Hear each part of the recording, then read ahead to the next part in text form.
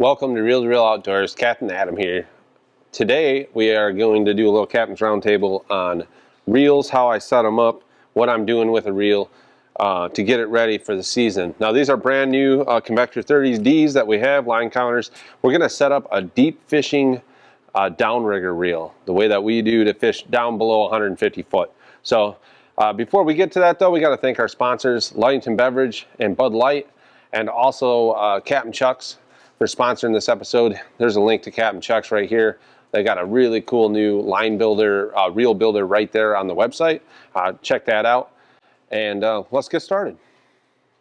All right, to get started, we got we're going to use a line machine that just speeds up the process. You really don't need a line machine. You can do it by hand, cranking. You do want to make sure you put a decent amount of tension when you're putting the line on, just so that it winds tightly to the spool and you don't have it too loose on the spool and get it all to fit. What we are going to do is called backfilling. So we're going to fill a reel backwards and then we're going to feed it from a CV30 to another CV30. And what that does for you is it allows you to get enough backer behind whatever you're doing. This rod reel setup is for deep fishing with a downrigger, and what we're going to have on there, we'll have a fluorocarbon leader. This is the new advanced fluoro from Suffix. Awesome product, 25 pound.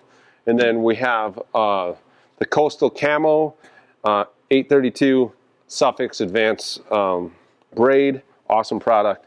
And for backer, we're going to fill the back of the spool with 30 pound Suffix. Now you can do this without a line machine. You do not need a line machine to do this. You just gotta really like to crank a lot. So this just speeds it up. If you are using a line machine or if you're using a regular, first thing you do, crank your drag all the way down and turn your line clicker off on your reel. How I'm gonna set this up, well, here's a couple tools. You definitely wanna have a sharp knife and a pair of scissors. This will make your life much easier when you're doing this. So first thing I'm going to do is put on 100 feet of the fluorocarbon leader.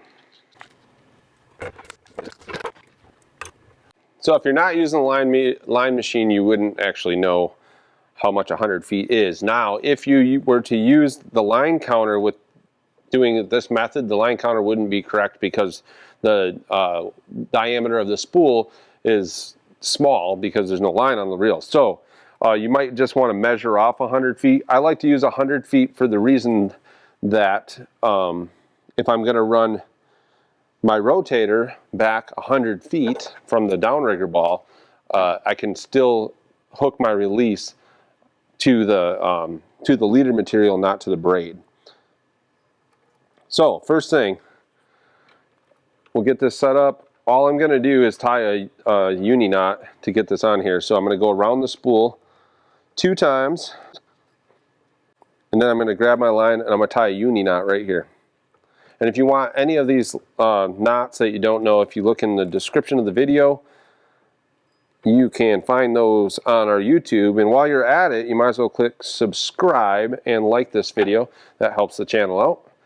And we always appreciate that. So I have a line counter right here that's set up on the line machine. I'm going to whip off 33 yards to get started here.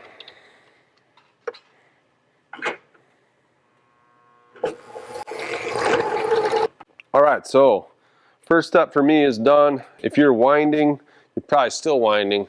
So, but perfectly okay way to do it, just takes a little bit longer. Then what we do is we're going to grab our braid.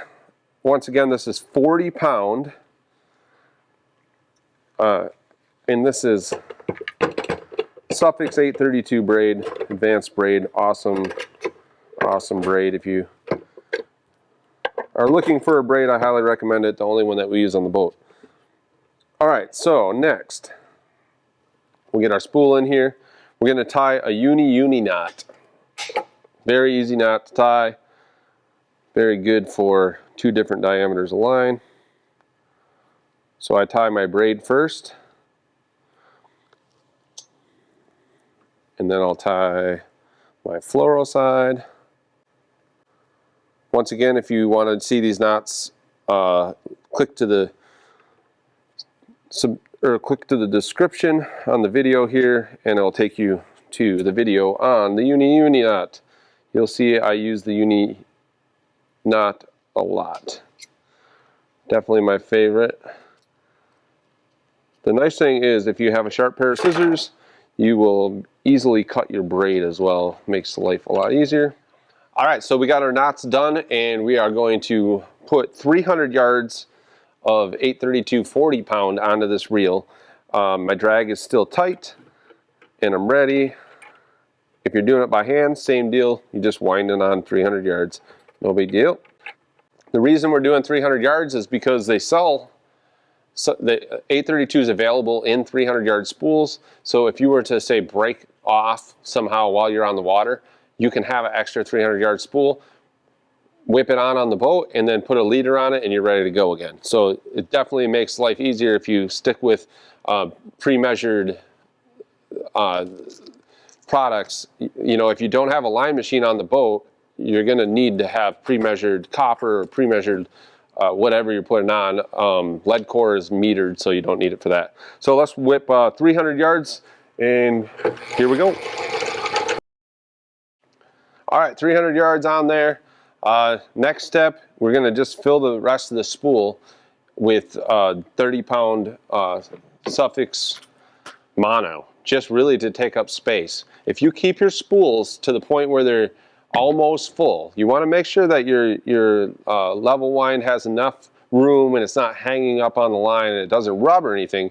But the bigger the diameter of your spool, the better your retrieval rate is. You'll have more line per crank on the handle, and also your drag will work better. So it's a very good idea to keep these full. Let me get set up and we'll fill the rest of this with some braid. I'm going to show you on the GoPro right here. We're going to show you what I'm talking about. Hopefully this is going to focus. Now you can see on this reel there is just a little bit of machining that's done right here. I like to keep it on before it goes into the taper, and you know, just a little bit of that machining showing, and that'll give you a good clearance on your line paw here. And we'll show you this again after we get this reel filled up. Once again, the uni knot is what we're using to make this connection to the mono. Once again, link in the description for the uni knot. If you don't know how to tie that, definitely a knot you should have in your bag of tricks. Very handy knot to use, especially for connecting leader to your main line without using a swivel. All right, so we're going to just fill the rest of this spool up with our mono, and when we're full on the spool, we'll show you the next step.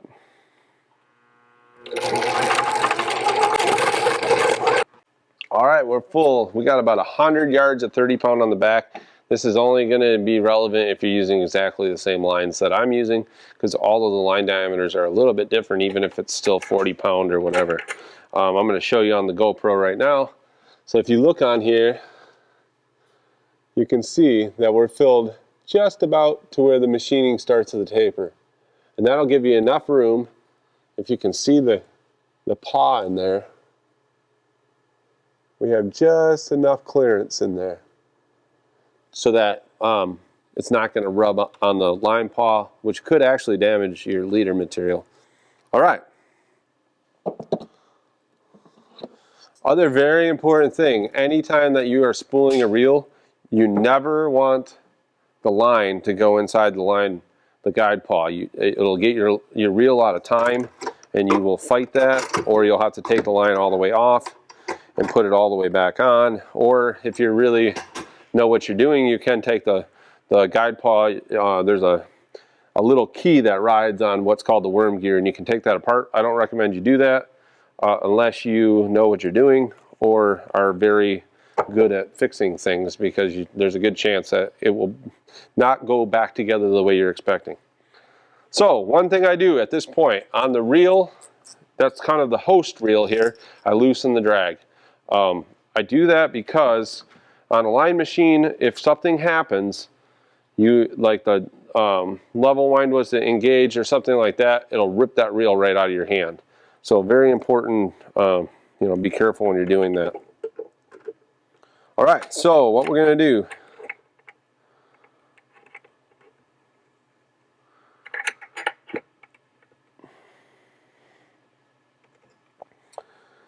is we're just going to transfer all of this line over to this reel. And currently the backer is what's on the outside of the reel, so you're going to take that backer will now be on the inside of this reel with your leader material last. Pretty simple way to do a reel, especially if you don't know how much backer to put on.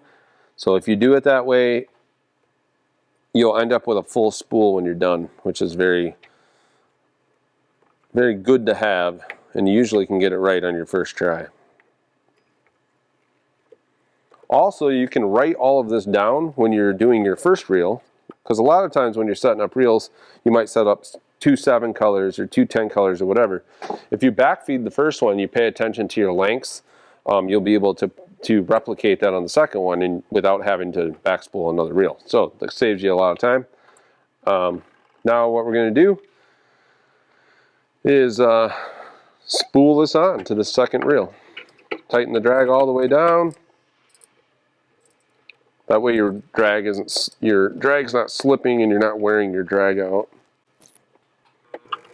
Make sure that your level wind or your clicker is turned off, because it will wear on your clicker to do this.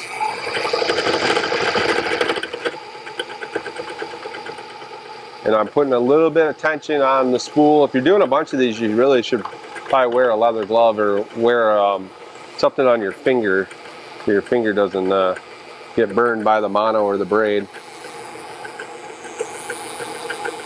I'm just making sure that the line is not building up on one side. If it's building up on one side, you can make an adjustment on your spool tensioner here to fix that.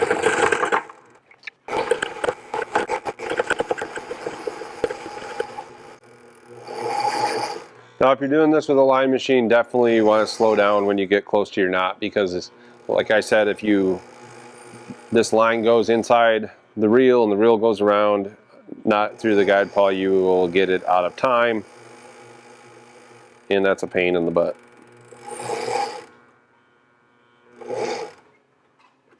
You can actually just crank the last little bit by hand.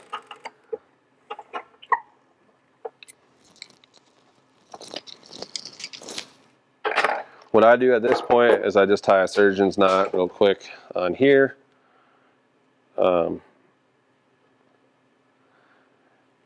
And this is just my assurance that I'm not going to accidentally reel the line in. And I go right around the reel seat. And there you go. We're ready to go. We have a perfectly spooled Convector 30D ready for some deep salmon fishing. And you can see we have a little bit of clearance on the guide pawl, or on the line level wind there. You can see that. All right, once again, we want to thank Captain Chuck's and Ludington Beverage Bud Light for sponsoring this episode. If you haven't, go check out Captain Chuck's website and check out their new reel builder. Awesome, save you a bunch of time. You know, this is a time-consuming process, especially if you don't have a line machine. But this is the way that you can do it without a line machine and still be successful. Or you write down all the information when you're filling these up. Then if you're on the boat and you need to respool something, you can easily do that. There also are some clamp-on line counters that hook onto your rod. Rapala has a new one out. It's an awesome product. We have 2 of them on the boat. They're that good. So especially if you're trying to put copper on a reel on the boat, and you got to know how long it is. So anyways, I hope this helps. Hope to see you guys soon.